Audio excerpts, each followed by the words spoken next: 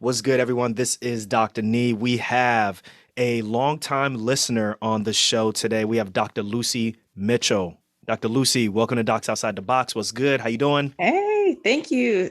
Very happy to be here. I'm a longtime listener, longtime fan. I've known your wife forever. You were just a bald head that I seen far away one day. And now you just hear my voice every now and then. Yep, that's right. Well, I really love connecting with longtime listeners. I used to listen to radio when I was younger, particularly like Hot 97 and so forth. So I know people always say like longtime listener, first time caller. So everybody, we do accept call-ins.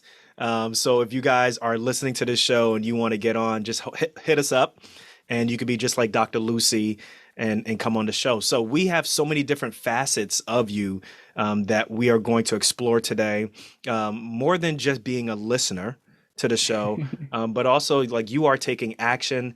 You're doing some outside of the box things that we want to feature on the show. But before we jump into that, let's take a moment.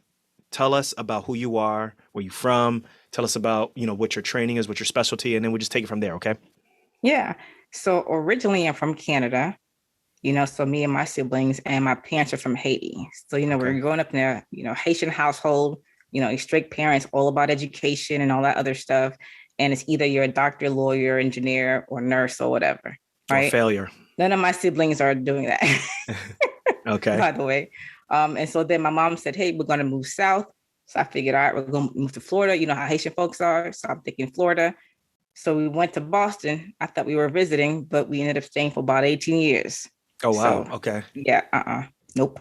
Were you in So like I went to, Roxbury or where, so we lived where? in Dorchester and Mattapan. Dorchester. Okay. I've heard of hmm Dorchester. So Okay. Dorchester and Mattapan. And so I went to Holy Cross for undergrad, Oh, was an English major, you was creative in the writing Patriot minor. League. Okay. Yep, All right. pre-med. I went to Lehigh. Went to So Lehigh. I know yeah. that. Yeah. Yeah. So we used to race you guys all the time. So We be calling basketball. But anyway, so okay. Okay. Y'all basketball team is pretty good. I can't front. Basketball team is yeah. really good. And so, after I finished Holy Cross, I went to Atlanta and then went to grad school. And so, grad school, got a master's in biomedical sciences and then took a year and a half and I was teaching anatomy and physiology, histoneuroanatomy, all that cool stuff. And then went to med school to decom. Now, And when then you were when you were teaching, were you in Atlanta also, or where were you when you? yes, I was teaching in Atlanta Okay. All right. at some of the colleges there. Okay. So you did that for how long? So I did that for about a year and a half straight. And then when I went to med school, you know how you get like maybe like 2 summers off between first and second year. And so during those times, I was teaching the anatomy boot camp at those colleges and also at the medical school. Oh, wow. So you're busy. So let's take a step back real quick. So from the time you graduated from Holy Cross to going to DCOM, and I forget which DCOM is which school? The Bus College of Osteopathic Medicine in Uh, Tennessee. In Tennessee. So by the time Mhm. the time in between graduating from college to going to medical school, how many years? So college, I graduated in 2007 and I started med school in 2011. And so but in between that, there was a grad school Okay, so for grad realistically, school about and three and a half working. years, 4 years, and in between that, Yeah. that's when you got your master's. That's when you were teaching. Then you went to medical school. Okay, hmm and then in between your summers of medical school, you were making some extra cash by Yeah. using your skills as an anatomy specialist. So you were teaching anatomy at your school as well as at the other schools that you were at also. Yeah. Okay, and then third year, it's time to make a decision, right? You got to make a Yeah. decision as to what specialty you want to go into, and you decided to go into. PM&R. So that's physical medicine and That's not rehabilitation. how I heard. I heard it was plenty Plenty money money and rehab relaxation. and relaxation. That's what I heard it was. So why are you changing the definition? What's this I mean, physical medicine chilling, and all right, so you go into chilling. PM&R. We got a bunch of med students who listen to the show as well as pre-meds. Tell us what PM&R is. Yeah, so it's pretty much I describe it as the internal medicine of anything nerve, bone, and muscle related. And so any of those neuromusculoskeletal disorders that you hear of, as far as Guillain-Barré to anything from um, let's see, any of those neuromuscular disorders that you hear as a child that you only see in books, and strokes, brain injuries, spinal cord injuries. We also, Trauma. yep, lots of trauma, lots of orthopedic trauma, vehicle trauma is I most. think like 80% of our patients end up in your hands, in a physical medicine and rehab Oh, doctor's hands. I don't know When at you're all. when you want to accept them, excuse me, let me just clarify that. Y'all don't be want to accept nobody, yo. No, Ah, yo. there are criteria, and sometimes I just want to hand us to anybody, everybody. We don't do that. When You y'all know won't get this, paid. Anyway, but move on. we have to we gotta make some money. We Uh-huh. have to. Uh-huh. So everybody listen, so the majority of my patients that I take care of, like going home immediately after their trauma or even at the hospital is really not an option. So usually the options for them are going to a skilled nursing facility, so like a nursing home, or going home, which can be really difficult if they have like orthopedic injuries or if they have a brain injury or if they have a spinal cord injury or, let's say I operate on them and I have to remove organs, like that takes time to recover. So the other option is for them to go to something called inpatient rehab. And that's where Dr. Lucie is taking care of patients who are acutely injured. They're recovering. They're no longer like acutely injured, but they're recovering and they need someone like her to help them get to the next process, which is hopefully getting home. So, Yeah, and the thing about that is a lot of like people, especially y'all surgeons, y'all don't know the difference between acute inpatient rehab, nursing home, skilled nursing facilities, long-term care, because all those are all different things. So a nursing home is not a skilled nursing facility because a lot of see, people will get those two confused. come and And educate us, so, please. Tell us the and difference so right now. that's why there's a lot of miscommunication there. So a skilled nursing facility is where somebody is, you know, not at the point where they can tolerate the acute inpatient rehab, but also not at the point where they're going to require 24/7 ongoing care like in a nursing home. So a skilled facility is like that in between. And then your insurance usually approves that for about a 20-day stay versus acute inpatient rehab is an average of 10 to 14 days. And again, it could be less, it could be more, depends on how you progress while you're there. And so those are the options. Nursing home is more like of a, between a long-term place where somebody will say, hey, I can't take care of my mother anymore. Maybe she can go to a nursing home and she can stay there for X amount of time, but it's a lot longer than the 20 days, like a skilled nursing facility. Okay. And usually the big difference between a skilled nursing facility and inpatient rehab, for those who are listening, the big difference is how much rehab can that person do, right? Like how many hours Correct. can How that many can they person do? tolerate? Right. A lot of So, times, yeah. for acute inpatient rehab, it's about 3 hours a day to tolerate. But somebody who needs a skilled nursing may not be able to tolerate that intense rehab. And so they can only do an hour, 1 hour and a half a day. And so that's when a skilled nursing becomes more appropriate. But they're there longer because they can actually, do better in that period of time versus the 3 hours that they're shorter because they get more therapy in between those times. Okay. All right, cool. So how long was your residency? So total is 4 years. So your first year is your intern year, Okay. which is, it could be a combination of either general surgery or internal medicine or uh, transitional year, which is a combination of the two. So that's what I did. And then 3 years of rehab. And after that, I went into a fellowship. So I did my fellowship in interventional spine and pain. So I do a Ooh. lot of minimally invasive spine procedures. Your bread and butter, like epidurals and stuff, you do all those too. But of course, your spinal cord stimulators, your vertiflex, which is, implanting a device between the spinal processes on the back to, help with somebody with spinal stenosis, for example. So oftentimes you're in the operating room, you're wearing scrubs, Yeah, you have like lead on because you're using a lot of fluoroscopy and so Flora. forth. So, Mm-hmm. wow. So that's pretty impressive. All right. So that's a total 4 years of training. Yeah. Okay, 4 years of training. And now, where are you located now? So right now I'm in private practice. I'm in Rome, Georgia. Okay. And so that's where I am. Okay. All right. And you've been listening to Docs Outside the Box for how long now, sis? How long? Man, since forever, because you started back, what, 3 years ago almost? No, I started Like, 2016. so I started listening in 2017. 2017. Okay. So yeah, Yeah. you definitely been there for a long time. Because 2016, that was the time when I only put out for the entire year, I put out like 16 episodes because I just wasn't sure exactly what I was doing, how consistent I wanted to be. And then around late 2016, and as we start getting into 2017, that's when more and more people, more physicians, more med students, more people in healthcare in general are jumping onto the podcast wave. And that's when I was like, oh man, like I need to get more consistent with this. And that's when I think we started to get a lot more listeners because we were just putting out episodes every week. So I cringe listening to those episodes, but I appreciate people like you for sticking with us. So, it's really, really, I really appreciate that. Now, as everybody who's listened to the show knows, like we feature docs who do things outside of medicine. So, I wanted to highlight what you do in the hospital, and that's really great. But let's jump into what you do outside of medicine. You have a design studio, you have a company, a business called Phoenix Noir Designs and Photography. Tell us about that. Yeah, and so what it is because I specialize or subspecialize in spine and pain. And so what I ended up doing is getting images of my own spine, not just for fun, but because they were needed at the time. Oh, I was about to say, I was like, wait, Yeah, what? not You just going in there just doing floor on your back? How you do that? no, it was actually needed for specific reasons. Okay. And so what I end up doing is saying, wow, because my L5S1, is the disc is almost gone and I'm young. So people was like, wow, that's crazy. But also I have a, listhesis. So that's like a slippage of one vertebrae over the other, right? At that same level. And so I was like, wow, my spine looks, jacked up. And so I started just kind of playing around with it in some of my programs and end up doing some abstract, turning my spine into some abstract art. And people were like, wow, that's pretty cool. What is that? Where'd you get it from? And I'm like, what? No, that's my spine. Like, what you mean? And so I started doing more of it. And people So started, wait, like what are you doing? Like you using like so I have like, Photoshop or something well, I or have Photoshop, I have Element, I have ToolWiz, I have all these different, like programs that I use. Cause I was doing art since I was in middle school. but when you Um, started, you were just like you did this on purpose at first, or were you trying to like look you know, at your it spine was it better? was on purpose. No, it was on purpose. I was kind of messing around with it.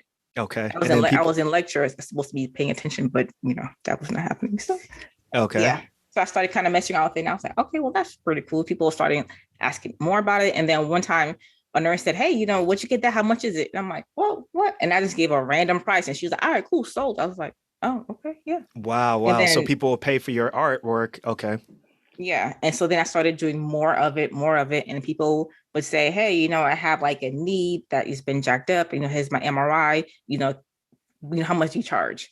And so then that's when I started saying, hey, you know what? This can be my little, thing, What right? year is Going this on. happening? So this is now like 2018.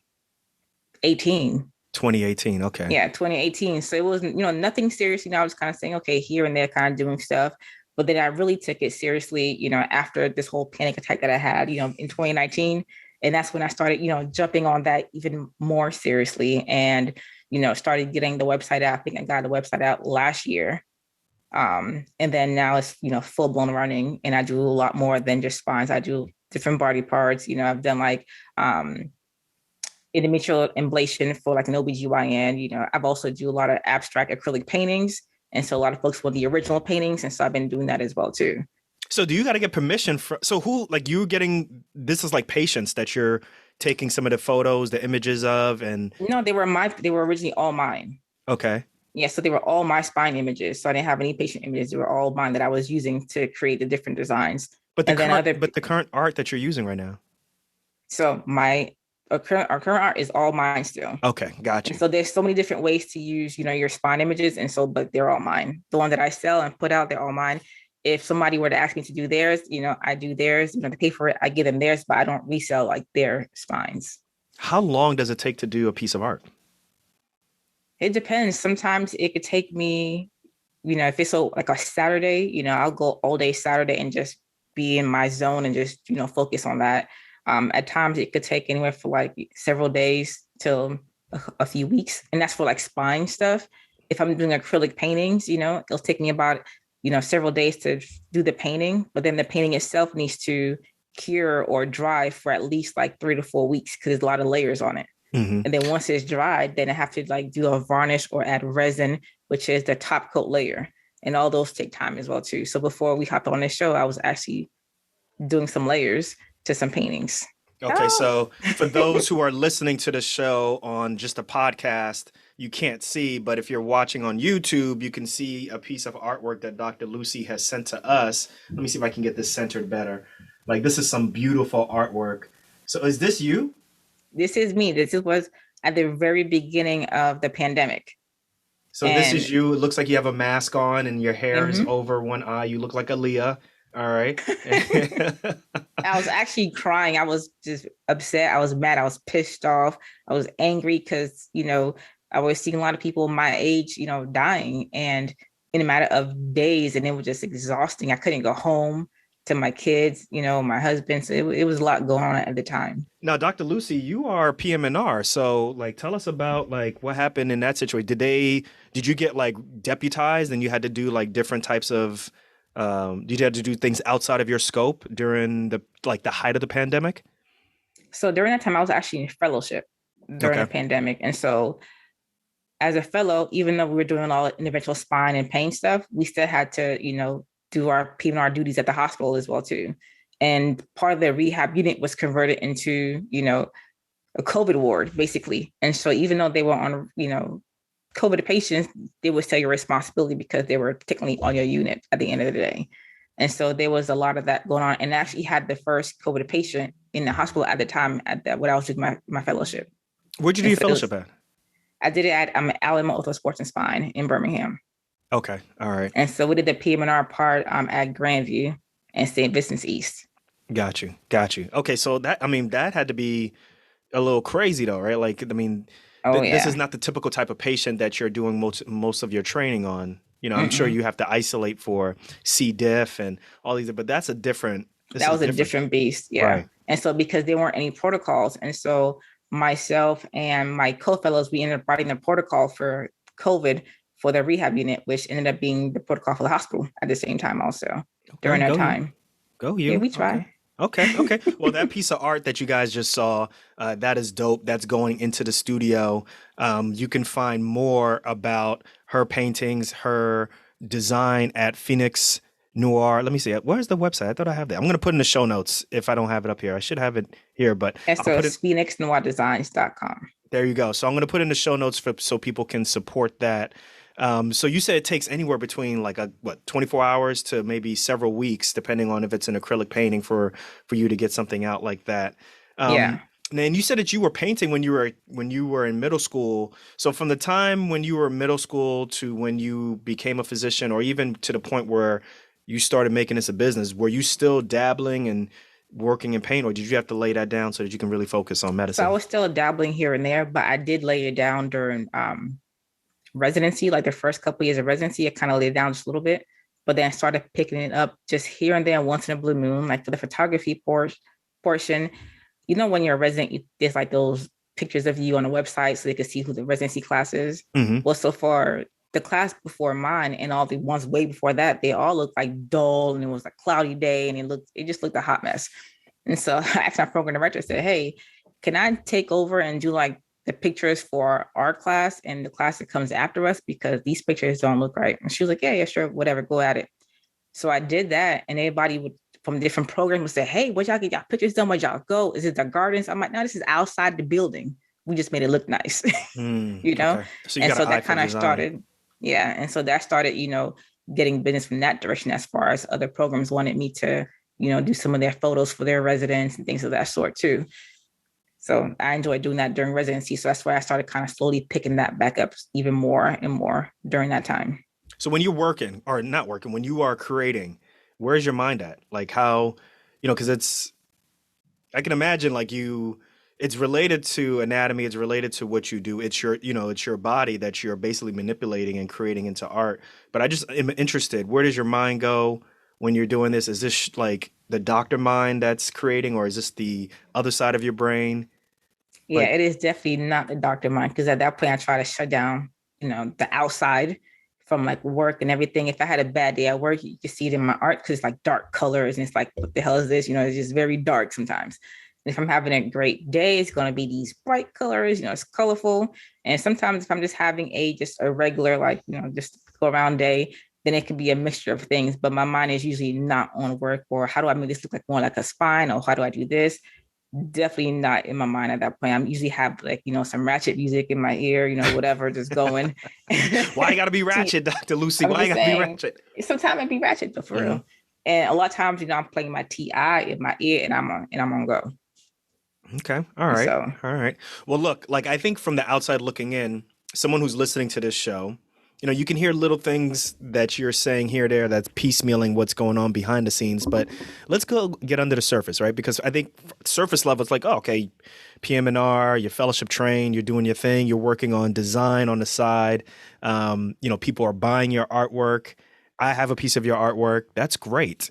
So let's go deeper, because from the way how I understand things, it seems like you have things together now, but the way how I understand this, all of this started with a panic attack in residency. Is that correct? Yeah, All it right, let's sure let's did. let's get into that. Take us to All right. residency. So I was on EMGs, that rotation, right? And I was done for the morning. We still had some afternoon patients, but I was just charting, I was done. Then it's time for me to pay, my monthly student loan payment because I didn't have it on auto draft at the time, right? And so I see that figure literally every single month like clockwork. But that day, I don't know what happened, but when I opened it up, about to make that payment, and I legit just screamed. I was pissed. I screamed. I was like, the computers that belong like like little boosts and stuff in your program. I was shaking my computer. My tenant came running down the hall. So I was, like, what's wrong? Are you okay? I'm like, look at this shit. He was like, what? I'm like, look at this shit. And he just looked. He's like, whoa, what is that? I'm like, that's how much money I gotta fucking pay. And he was like, just, calm down. I'm like, no, I'm not going to calm down. I'm like, this is fucking, I'm going off, just like, and he's calm. He's cool. He's like, he's like, do you need a moment? I didn't want a fucking moment. I need to get out of here. I'm like, I can't stand this place. Like, I love my program. I really do. But that day it went from A to Z, 100, whatever. I was not having it. I was legit panicking. Like, my heart rate was up. My blood pressure was through the roof. And I was like, you know what? I gotta go. And I grabbed my bag and I walked out. Mm-hmm. And luckily, he's to this day very understanding. He texted me, said, hey, just take the rest of your day off. I'll finish up this afternoon. He's like, but just shit. Okay. It'll be all right. So I was gonna go home. Have you ever had a panic attack before this? No, nope, not at all. So I was gonna go home, but I couldn't even drive home. Like, literally, I got in my car. I drove one block and pulled into the CVS parking lot. And I was literally, hitting my steering wheel. I got to hit my car a few times. That shit hurt. And then came back inside and I was like, you know what? I got to call somebody. And at first, I called my husband, and I'm just like yelling at him and he don't know what's going on. And he was like, well, you in any danger? I was like, no, but you're about to be, just going off. And he was like, well, take your time. Just, chill out, relax, do what you got to do. And then, when you're okay, just come home. And I was like, all right. So then I'm still in my head, all these negative thoughts as far as like, how, Fed loans suck and all the other stuff, whatever. So I'm like, what, who's going to get this? I'm like, what? I'm going to call Renee. So I called your wife. Mm-hmm. Luckily, she picked up the phone and we had a long conversation, in the sense of student loans and debt and how it's not just me going through all this stuff. A lot of people are going through this but having their head in the sand, and literally that was my head popping up. I think that moment was for me. It was like I literally opened my eyes and popped up out of the sand and was like, what the fuck? Yeah, that's the best way to describe it. Yeah. Everything just seems like numbers in the cloud, or it's just these like letters that you get, emails, and you're like, it's not that big of a deal until you get your head out of the sand and you realize the implications, and you're like, oh shit. And for me, that moment, it was it. Yeah. Whatever happened that day, I mean, the light bulb came on, and I was like, oh shit, like I have to pay this shit back. So how did you calm down? What calmed you down? Obviously talking to Renee calmed you down. Yeah, a whole lot. But then, while I was in the car, I took out a piece of paper and a pen and just started writing things down. As far as like, I went through all the debts that I had, from like credit card debt to in the car. You were writing this down in the car. Yeah, because I was parked. I was a CVS parking lot parked. Okay. And so I'm looking at like my student loans. I wrote all those things down. I looked at my loans from grad school because I didn't have any undergrad loans. So I'm looking at grad school, writing all this stuff down, credit cards, car, the whole nine. So I have like a list, and I still have that list to this day, actually. But can I ask how much you totaled it all up to be in terms of debt? Let's go. Come on, Dr. Lucie, tell us. Oh yeah, it was over $630K. Damn. Like of your debt. Of mine. That's not including my husband's anything. That was me. So so medical school was obviously the majority of that, and then Oh you had yeah. undergrad debt, and then Well, grad no, I school didn't debt. have any undergrad debt. Undergrad was 100% paid for. Okay. So I had a full ride for that. I'm in Boston at the time when if you were valedictorian, then you got to go to whatever school you were accepted to free of charge. So who was it? Thomas Medina was the mayor, and that was like one of his little things that he had going on at the time. And so undergrad full ride, grad school not so much. And so that's had to pay for that. And then med school was the big, Yeah. And so then I was like, you know what? All right, here's my debt. Here's all this stuff. I had the interest rates. I had the whole line. All You in did front this of me. all in the car. All in the car. Oh Like wow. at So home yeah. until I had it all mapped out and had a plan. Because I had to go when I went home, I wanted to be calm. I want to be cool. I have kids, I didn't want to go off for them, which I do sometimes, but that's another story. But anyway, and so I wanted to be, in the right state of mind before I got home. How many And kids so, do you have? two. Two kids, I have two kids. $600,000 in student loan debt. And you had a plan before you came home, or you just had everything written out by the time you got home? No, I had a plan. Okay. Oh, I was in the car for hours. How come Dr. Renee didn't tell me about this call? Yeah, I went. I was in the car for literally hours. Like I'd run inside of CVS for snacks, drinks, go back in my car, and just hash it out in my car. So by the time I got home, I lit out, and said, "Hey, this is my plan. Here's what I'm going to do." It was ABC XYZ kind of situation. And so the first thing I wanted to tackle was what I had left for grad school, which was about $70K for grad school. Okay, and what point of your residency is this now?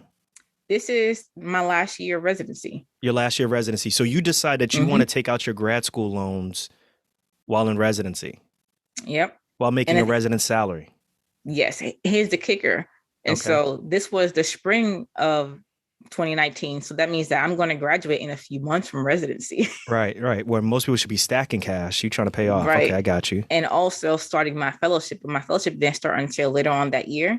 And so my goal was in 2019, this shit got to go like that. At least the grad school stuff needed to get out of there. And so I started moonlighting like crazy. What specialty were you moonlighting in? I did urgent care. Urgent care. Okay. So I started, and the thing is that, I didn't know anybody in the urgent care industry. I just started asking people around because none of my residents or co-residents moonlight. And so I started asking around, other residents and things of that sort. And then one of the urology residents hit me up and said, hey, she's moonlighting here, but she's about to start her fellowship in Atlanta. So, she'll put in a good word for me, which she did. And I started, maybe about a month later after all the credentialing stuff, started a month later and moonlighted anytime I had. I mean, so you decided that the first thing was to get all of your debt in one place, figure out on a piece of paper or whatever it is, find out what debt you have, all the interest rate, where all your debts are belonging, like who owns them and so forth. And I guess this next step was you just realized that you had an income issue. So that's why you decided to do urgent care. Yeah, because the thing is that, when you're a residency, you don't get that much money, first of all, right? No. And, there's two kids, right? And you got to eat, you got to place to stay, whatever. And so what it ended up doing was saying the credit card debt got to go and the grad school debt got to go. All that just needed to be just out of sight because I wanted to, by the end of the day, just have, the car and my student loans. And at the time, it was just like an apartment kind of thing, right? Well, it was a house that we were just renting. And so I worked my ass off, like even in fellowship, now that I'm done, I can say whatever I want to say. So, we're supposed to moonlight during fellowship, but I did. Right. Because I had things to pay off, because you're not going to get paid a lot when you're a fellow either. So I ended up in 2019 paying off about $70K worth of debt. And so that knocked out all credit card debt and grad school. So $70K in residency. So, and you said by the time this occurred, when you had your panic attack and you made the plan, this is towards the end of your residency. Yep. Wow. I was a couple months shy from graduation from residency. So this was all done right before you finished residency? And so the plan was, but then, so 2019, that whole year, so finished residency and started fellowship. And so that during that entire time, that's when that was paid off. Wow. Man, that's props to you. So what was that feeling like when you finished that set of debt? What did you think in your mind when that was done? I was like, oh, I could keep going. So what ended up happening was that the credit card was paid off first. And so that was cool. And then for the grad school, there were two separate loans for grad school. And so I remember making a big chunk payment to pay one of those off. And that feeling, I mean, just to press send, because that's a lot of money going out. Oh I'm not yeah. going to lie with that kind of money. Yeah, I remember those and days. So it was Yeah. some hesitation to send, but once I did, and then after a while, you see it all cleared off and you see it on your credit report cleared off. It was the best feeling in the world. I was like, you know what? Let's tackle this next one. And then, this next one. And so we kind of became that roller coaster. But even though I was able to accomplish, all that, I felt good about it, that still doesn't take care of the rest of the $532K left for med school. Because my med school was not a state school, it was a private school. So they're super expensive. And then I was taking out the max because when I started med school, my daughter was 2. Yeah, let's talk about that because I did an episode about that, how I did the same thing. I maxed my loans out for the main reason is I just didn't want to have to ask my parents for any money. My parents didn't have any money. My parents, they're immigrants from Haiti. When they came to this, Canada and the States, my dad worked. But then I remember seeing his paycheck when it was on the table because he would come home when he gets paid and give my mom the paycheck. And I remember seeing how much he made. My dad was making, less than $9 an hour. Mm-hmm. Less than $9 an hour in Boston, y'all.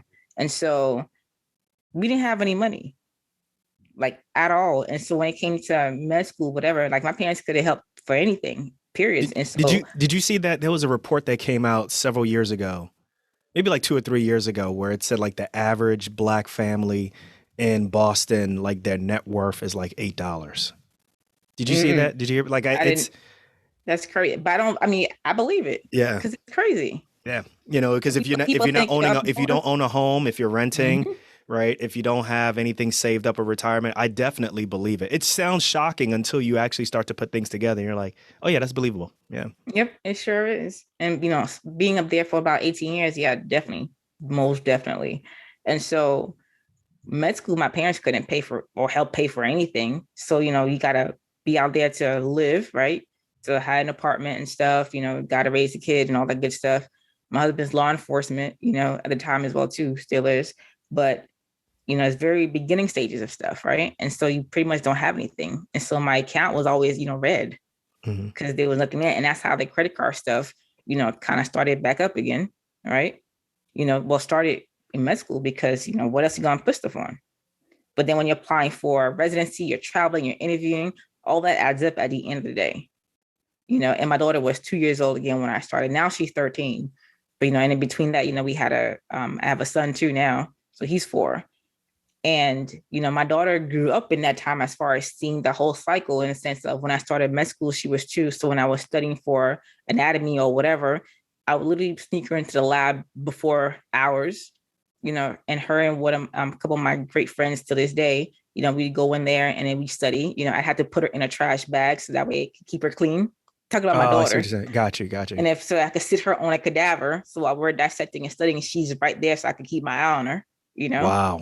Say that again. You had to do what? Like you weren't playing. Like this is dedication. I want to hear this again. Yeah. So like I would literally, get like one of those big black trash bags, and put my daughter, inside, pick her up, sit her on a cadaver, put a scrub top on her, give her some gloves, so that way, and put scrunchie around because she's little, so put scrunchie around her little arms with the gloves. That way, she could keep clean while we're studying on a cadaver and keep an eye on her. Wow. And she wasn't freaked out or anything by the dead bodies or anything like that? She was too. Well, she don't know that for real. Right. And right. Does she talk about it to this day? Like, does she still remember that?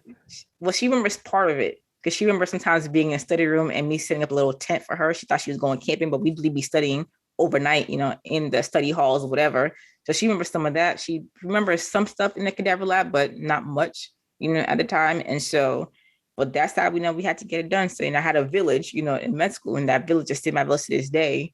But I would not have been able to get through without my homegirls, because, I have to study just as much as everybody else.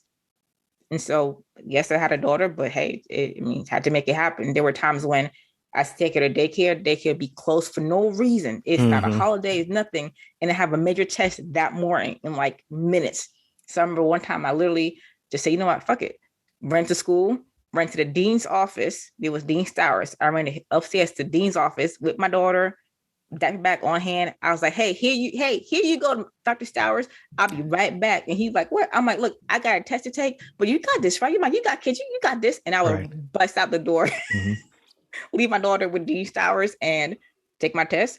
And I would come back upstairs and they would have the whole suite turn into like a little play thing for her. Yeah. Well, that's support. That's the way it's supposed to be, though. Right. That's the way it's supposed to be. Yeah. I appreciate you sharing those stories. That's really, really amazing. Now, how did you, when you're going through the process of paying off this debt, you're going through fellowship, like now you've already had your panic attack and now you're doing Phoenix Noir now. Are you at a point where now, like, for example, like Phoenix Noir can be something that maybe be able to be like a little bit of a side hustle, like a viable side hustle where that could help you pay off your loans or even just provide just a certain level of lifestyle for you? Yeah, it's definitely getting there for sure. Because I've been getting a lot of requests for or commission pieces for paintings, even the hospitals. And so right now, if you go to some hospitals, you'll see my paintings up there, originals and also prints that they have. And so I've been getting a lot of traffic, and so a lot of requests. And so, like I think like last week, I think I shipped off 6 paintings last week, and they went to different places in the Dr. U.S. Lucie. and even to Okay. Canada. So Okay. I'm trying. Good. No, But- you doing, which actually that what you just said leads me to my next point. Like one of the last things that when I talk with my guests or when I have them fill out forms for them to come on the show is like, what are the action steps that you want the audience, the listeners to walk away from? Right. And I make them list 3 steps, and you've listed 3 steps, but number 2 is the one that for me, I think is going to resonate with a lot more people, which is stop waiting and stop being scared. Just get out there and get started now, which definitely is like apropos considering what you're doing right now, right? It's not even I'm trying, it's I'm doing, right? Like you are doing it, you're starting it. So let's talk a little bit about that. Like how important is it to like really stop like the whole like conceptualizing and, describing things and planning things out and just doing. Talk to us about that. Yeah. And so even for Phoenix Noir, I remember when I spoke to Renée one time and I said, hey, I'm thinking about getting a website up and started getting myself out there. But then I spent so much time on the planning and thinking and said, well, maybe it won't be good enough, or I don't think people are really going to dig it for real. And so I took literally about 8 months in that space. And then there was an episode that you had about mindset, as far as it's all about changing your mindset. And instead of, saying, well, maybe this, just say, okay, you know what, this is what it's going to be. And after that episode, I was like, you know what, he's right. You know what, just screw it. I've been thinking about this for forever. I've been planning, quote unquote, planning forever. I'm just going to do it and just, go live with my website, go live with everything. I joined some other like art groups on Facebook because before this, all my groups on Facebook were all medical related, right? Mm-hmm. And so now I joined some art communities on Facebook and Instagram. And so just put myself out there, and the response has been overwhelmingly great, and all because of a mindset shift.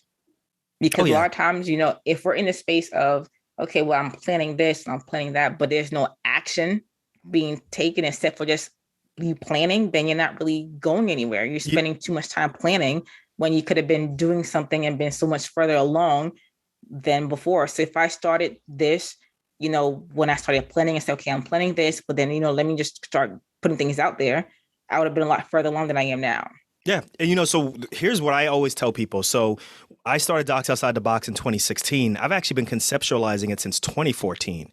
I didn't take action and actually start putting out episodes since then. And if you looked on my Google Docs, that's where I keep all of my notes. There's notes that go far back as 2014, talking about how to start a podcast, which microphone am I going to get, and so forth. So for me, in my mind, prior to that, the work was being done, prior to 2016. But whenever I tell people when I started the podcast, how long have I been doing this, I say 2016, because when you really look at it, like the work is when you actually start doing things, right? So when people say, well, how long you've been paying off debt? It's not like how long you've been conceptualizing. It's like, when did you start putting in that work? Same thing with students and who are in professional school, like, that whole concept of, well, I won't start start practicing for a test until I start studying, the entire book for the test, when it really should Right. be, you need to start doing questions first so that you know Like right. exactly So what you the know exactly where you stand. So that what way you're not even where wasting you stand, or time. even what the test takers want, right? Mm-hmm. That's the most important thing. What do the test takers want? And the only way you can understand that to pass this test is by taking tests, reading the book and reading the chapters. How do you know what's the most important concept to take from there? So the same thing with this Right. podcast, the same thing with Phoenix Noir. Like it's all about literally taking action. And I think that's the thing that I want the listeners to take away from, is like, the work is not in conceptualizing. The work is in actually doing something, taking a choice, and then dealing with the consequences afterwards. That's where the work comes in. Well, there was a fork in the road. I went left. And because of that, X, Y, and Z happened.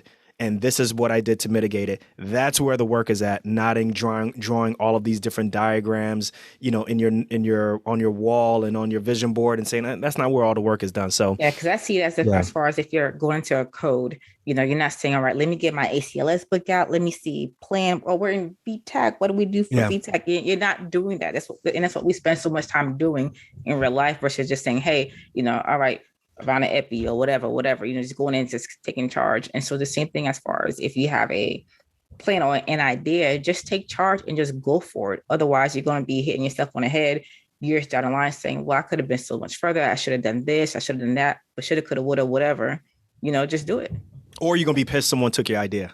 That's what I That's true always say. too. That is There's very always true. room. There's always room for multiple people to come into a space, and you could always do things your way. But when you are the first person in there, that founder's effect, Yep. there's nothing like that. But this was super dope, Dr. Lucie.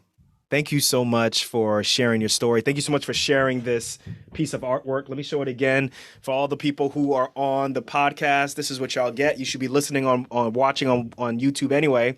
But this is some of the dope artwork that Dr. Lucie is creating. Right, you can check it out on her website. We're going to have the links to her website in the show notes. But once again, this is Dr. Lucie, longtime listener, artist, PM&R, mom, wife, paying off her debt, and she's going through the process right now. You still got $500,000, a little bit plus and more to get towards it, and you will get through it. You will get through it. Oh, absolutely, for sure. Absolutely. Because nobody else is going to pay it off. So, hey, listen, Got when to. you finish paying off your debt, you come back on the show. We'll have you do a debt-free scream. Forget Dave Ramsey. Sure. You come and do Sure do will. a Docs Outside the Box debt-free scream up on this. All right. So listen, Dr. Lucie, tell people where they can, once again, tell us about the website where they can find your artwork and maybe even purchase them. Yeah, so the website is www.phoenixnoirdesigns.com. You can find me on Facebook and Instagram under Phoenix Noir Designs. I answer all your questions as far as your DMs and everything else. I'm always in there. I was not as active on social media until I started putting myself out there. And I have loved the response ever since then. And so I'm very active on my social media feeds and stuff. So there it is, guys. So listen, go and check the show notes. You will find links for Dr. Lucie's artwork, Phoenix Noir Designs and Photography, where she transforms images of human spines into beautiful abstract artwork. Dr. Lucie, thanks again for coming on Docs Outside the Box. Make sure you come back when you pay off all your debt, all right? I sure will.